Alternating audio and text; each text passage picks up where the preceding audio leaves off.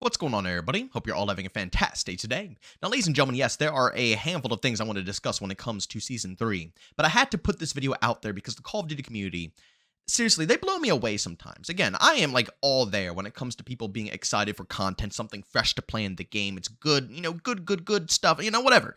That's how they want to feel. That's how they want to feel. But I wish people would actually, critically look at the situation that we are in and see how Activision is handling this game and what they're trying to do, how they're trying to finesse this community. Because, what I'm about to show you guys is exactly what I was worried was going to happen. And it makes me stress that, this is the reason why we don't see any improvements. People want to enjoy this franchise. There's some who have been playing this game since the beginning of time. You just want to see it thrive. And we are trying to give constructive criticism. We play the games, we see what's wrong, we try to go ahead and help them out and point them in the right direction. But I feel like we just can't pass that obstacle because, once again, the community acts the way they do sometimes. But ladies and gentlemen, before we go and dive deep, if you guys are interested in more content just like this, don't forget to subscribe and hit that bell. I post daily here at 8 morning Eastern Time. And of course, if you guys are interested in my live streams, I stream Monday through Saturday over on Twitch, starting between 12 to 1 p.m. Eastern Time. Of course, if you guys are interested, I got to link the channel down in the description of this video. All right, so ladies and gentlemen, as I'm scrolling through Twitter, social media is exploding right now, ladies and gentlemen. That's basically how I'm going to go ahead and put it. Everybody and their mother is turning up right now over Verdansk coming back into the game. And again, like I said earlier, I can understand people being very excited about, getting new content, something fresh to play. We've been going through a drought for a while. They postponed Season 3, so it took some extra time to get content in our hands. So yeah, rightfully so, people are probably very pumped to finally play something fresh and new, although it's not new, it's a remaster, but you get what I'm saying here. It's fresh, it's something that's different than what we've been playing over the course of the years. But they're pushing it too far to the point where they're making it seem like Activision has already, worked miracles. Ladies and gentlemen, we're not even one, day deep. Now, technically, by the time this video goes live, we are actually 2 days, I believe, deep into Verdansk being dropped. But we're 1 day. By the time I'm recording this video, it's been one singular day. And all of Twitter has already decided that Activision, and it's not Treyarch, right? It's Raven who puts together the Warzone experience. Whoever decided to remaster this map and is putting it together. Everybody's acting like they just saved the overall community. And maybe they have. Don't get me wrong. They might have actually, fixed up the game and things might have improved. But the point being made here is that we don't know just yet.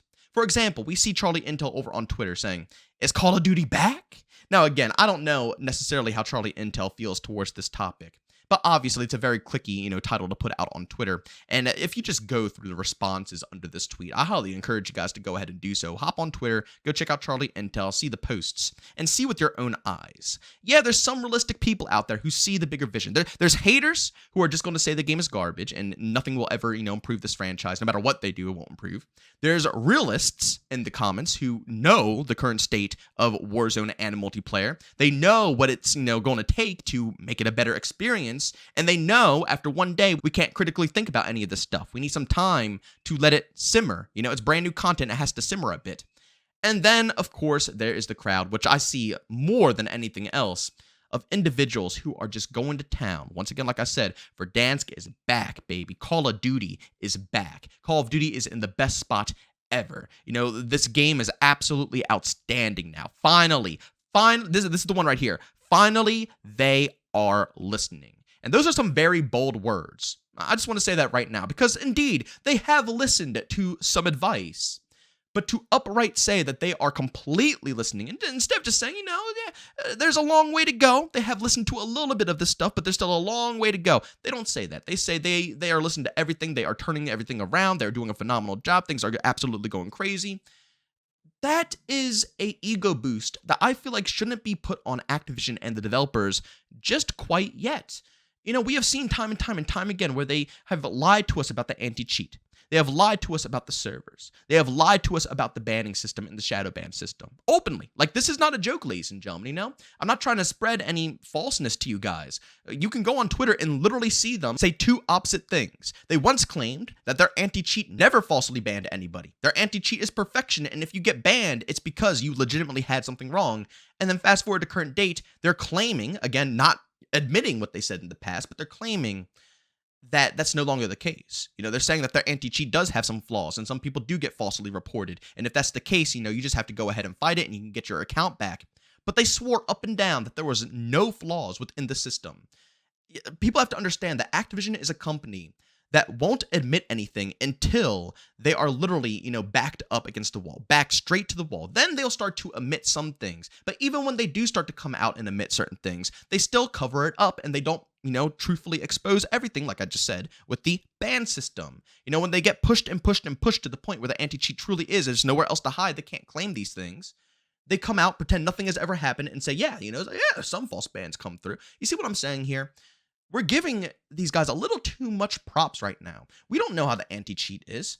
We don't know how the servers are going to turn out. These are very crucial points for Verdansk to actually go ahead and survive. These are very crucial points for the success of Warzone. And I want to make it also clear, I know I'm a multiplayer guy on this channel, but, Warzone should be able to thrive. It's good for the overall health of Call of Duty, but, it needs to be separate. I think we can all agree on this. It needs to be separate from the main titles, the main IPs, so the developers can hyper-focus on multiplayer and campaign, zombies, whatever they need. And then the separate development team, Raven, can focus only on Warzone. It doesn't have to change anything every year that a new Call of Duty game drops. Just keep it as its own IP. I want to see it thrive. Trust me, it'll be nice if it can, and we can live in, a perfect world where both multiplayer and Warzone are doing fantastic, and both are getting equal amounts of content, and everybody is thriving. That's the big image, but we're not going to get to that image if we're going to cave in right out the gate once they go ahead and release some nostalgia. And that's all it really is right now, ladies and gentlemen. Once the nostalgia goggles get taken down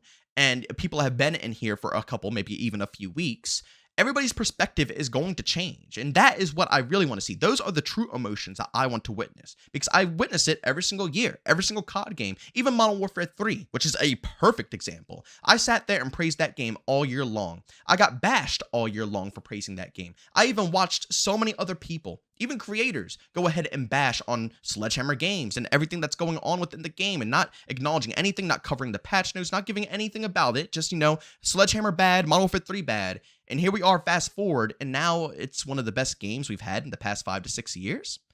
You see what I'm saying here? With the COD community, you need to give them a little bit of time. And there's nothing wrong with that, because like I said, nostalgia is a very powerful drug. It definitely takes over, and sometimes people need a little bit of time to, push past it. But like I just said, that is what I'm waiting for now.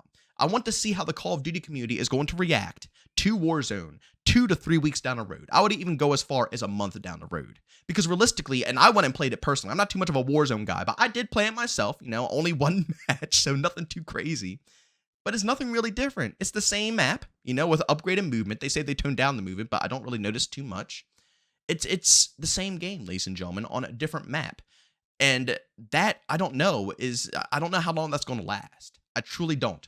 Because that's not the problem with Warzone, as I stated many times before. That's not the problem with Call of Duty as a whole. I say the same thing. They can go ahead and remaster every single map known to mankind in multiplayer as well for 6v6. That's not going to go ahead and resolve the biggest issues that we do run into on a day-to-day basis, right? They could go ahead and remaster all the Black Ops 1 maps, all the Black Ops 2 maps. But if the anti-cheat and servers are still in a very crucial spot, a bad spot, I mean, is it really going to be saved? I don't think so. The map isn't what determines how Warzone thrives. That's not going to be the determining factor whatsoever. Any map could be introduced into Warzone, right? You watch with any BR game, Apex, Fortnite, all of these games can still thrive off of new maps. So, a map coming back to Warzone isn't going to be the best thing in the universe. Although I have seen a lot of people returning, surprisingly, as you can see here as well from Charlie Intel. Call of Duty has now reached its highest player count on Steam in 2025, passing 112,000 players on launch day of Verdansk. So a slight little, oomph when it comes to the player count. And I also see under that post tons of people saying it's because, once again, the developers are listening. They're going to town. They're finally doing everything they're supposed to do, and this is the best version of Warzone ever. That's why the player count is the way that it is. But let me ask you, is it that, or is it nostalgia kicking in? Again, it's good to see that the player count is finally bouncing back a slight bit, right? That's healthy. And, in order for Call of Duty not to die, we need players to actually come back into the title. But in all reality, is that because the developers have been listening, or is it because of nostalgia? Because at the end of the day, the developers have not done much to really, hone in that communication with the community besides Sledgehammer. And Sledgehammer only did it for 1 year. All these years, we've been kind of swept under the rug. I don't think the community truly believes that the developers are back at it and they really care and they are here for the community. Like I said, I think it's due to nostalgia. I think people are seeing Verdansk coming back. Again, Activision leaned heavily into marketing, which marketing is key. It's absolute key. And yeah, we're going to see a return of many players. I think this was already obvious enough that we knew we were going to see a return. But in all reality, it's not the savior.